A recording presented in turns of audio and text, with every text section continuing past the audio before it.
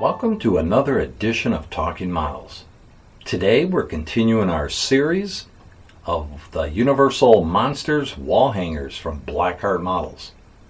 We once again have Smashed Ethan with me today because Ethan is a huge fan of the Universal Monsters. Well, I hope he is. Are you, buddy? I'm going to have to get him up here this summer and have a monster marathon. You're in for a treat, Ethan. So today is Bela Lugosi, Dracula. Another amazingly beautiful piece from Blackheart Models. This wall hanger is one of my favorite from the series. Bela Lugosi, Dracula. Amazingly done by the God-gifted hands of Jeff Yagher. This kit is also still available. Hit up George Stevenson and make sure you tell him Troy over at Talking Models said, I need to buy this. Where do I send my money? You're welcome, George. So today, this beautiful piece, also licensed by Lugosi Enterprises, and a must-have if you're a Universal Monsters fan. You can see for a wall hanger, these are just beautiful. They're not overwhelming. This is a stand that I had gotten from George years ago. I don't even know if he still has these. You'll have to ask him. But I only brought this out today to display it as I do this video. Normally, all my wall hangers are in the man cave. If you haven't seen the video on the man cave, check it out. But you're going to need some time. I got carried away. Skim through it. At the end is a collection video of all the models out there. But it gives you a little bit of advantages of using slat walls, so check it out. And they just hang out there now. This is just if I ever take them to a show, it's a nice way to display it, and it's perfect for doing a video. So, like I said in the first video, when we highlighted the Wolfman, as I briefly tell you about this, I'm really only going to be highlighting like one specific thing on each of the kit. For you to concentrate on something that I tried and hopefully worked. So here we go. This one here, the face was not done in black. I left it with the automotive gray primer so I could build up flesh tones. And I wanted to leave some shadowing of the gray coming through the flesh. The hair, again, was not black. I left the gray, believe it or not. What, Troy? You always base going black. Well, guess what? I didn't here. Now his cloak, his cape if you will, was, guess what? Hand painted with my trusty Delta cream coat black. Shirt and tie also was left automotive gray primer. His cape straight up easy, just black. I ended up using over the hand painted black. I just usually pull out the trusty Badger Freak Flex in Nair black and just airbrush all the highlights. It's a great natural way to shade black. It works perfect. It's Nair black. Imagine that. And then, of course, you shade that back in with your transparent black. His shirt himself and tie, I used straight up white. Over the gray primer, I just started building up through the airbrush, just using a white. And I believe on this it was the ivory white. And I just kind of just sprayed the whole entire piece. And then another beautiful color for shading white is transparent Payne's gray. Come in with that and start hitting all the indentations and start shadowing and building up your whites. And then you come back in with your original color and just kind of hit the highlighted spots, top of the tie, the shirt area, all the different spots that you would want to highlight. His button, I just left it black and I used some gold and just went around the rims for that. On the two buttons that he has on there. And that's basically it for those two items. Now for his face itself, I just tried some different techniques. I came in with a pale flesh and just started building up colors all over his face. Sorry, Ethan.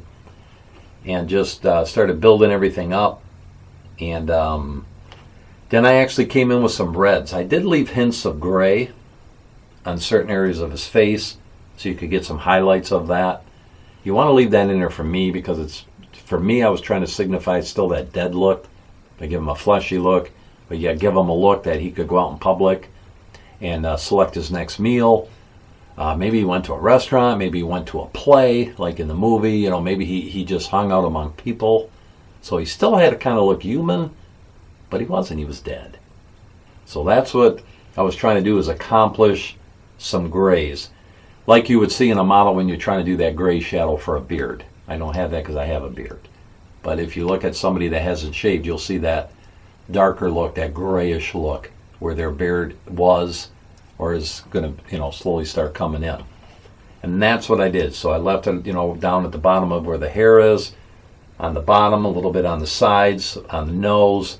Just kind of sporadically, just didn't cover it as heavy with my flesh color. And that gives me that grayish, pale flesh look. And then what I did to accent that a little bit is I actually came in with some red. And I just lightly brought some rosiness. There's the word for the day, rosiness.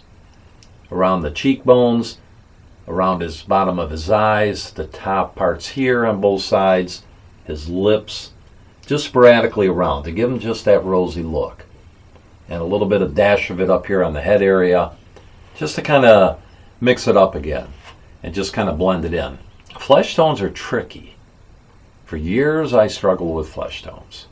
Some days I still do when I pull a model out. I think the hardest part for us as modelers is getting the flesh tone right. There's two things that I struggle with, and maybe this is you. If it is, be honest. Raise your hand. Flesh tones, shading, and then the big one, eyes. You know, so those are three biggies for us. You know, to shade flesh right is hard. To get the eyes right, perfect circles, the pupils, the eye colors, the filling in the little squigglies like you see in your eyes. You know, so many different things that, you know, that you have to accomplish. You have to bring that to life on a 3D figure. And that's not always easy, is it? So that's why I kept trying, just kind of going back and forth and trying to blend those areas in, leaving hints of gray, leaving the fleshy, spotty, reds, all that mixed in. And then, of course, you want to shade in some of the areas here. And I did that lightly with transparent black. And a little bit like heavier around his eyebrows on both sides, a little bit down here in the corners of his eyes. Just areas where you can just give him that, you know, dead look. Up here in his little bits of veins that you see, that was done with a blue pastel. Just get your little wheel of fortune, I call them, a little round sandpaper that's used on those when you're doing sanding. It's the round ones. You just get those, put all your different colors on them, work like a charm. You get a pack of them. I just bought 2 packs. I think they're $4 or $5. You get 15 or 20 of them. My one over there on the bench is probably 5 years old, and I'm still using it. But I also use them when I'm sanding seam lines, because you can just take them and work them in your hand and just fold it up and get in those fine areas. And then it helps you sand too, so it's a dual purpose. So I just built those blues in there with the pastels, as you can see, and then I did some pastel work in these lines on his head. I just came in with some reds and also some like burnt sienna pastel. You get your nice little brush and you just kind of spot it in, blow it off. It's good to go. And then I just basically working back and forth with the different colors, and that's how his face turned out.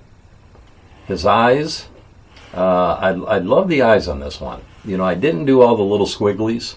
I just wanted like a big pop. So with that, that's what I did. I drew in the eye. I covered the technique on what I do with the eyes in the video before this one. And then I just came in with this one with an airbrush, loaded up my Patriot Extreme 105, light height trigger, and just kind of started building slow. Just go slower, build the color in. Now what I like to do is, for the center area, I come in a little bit closer with the airbrush and give it a little more of a brightness, so you're getting a natural fade without using a couple different color blues. So it works. Try it sometimes. Do your circle, get a little bit closer, just for the center area where the pupil's going to be. Just do a little bit closer and make the color pop a little bit more. Or you could literally get a different color blue, or add white to the original color, mix it up, and then do that in the center. You see what I'm saying? Now you're not doing all the different colors, but it's building up without the squigglies. And when we get to my Nosferatu wall hanger, I'll show you exactly what I mean for his eyes. That's what I did. That was the technique I used.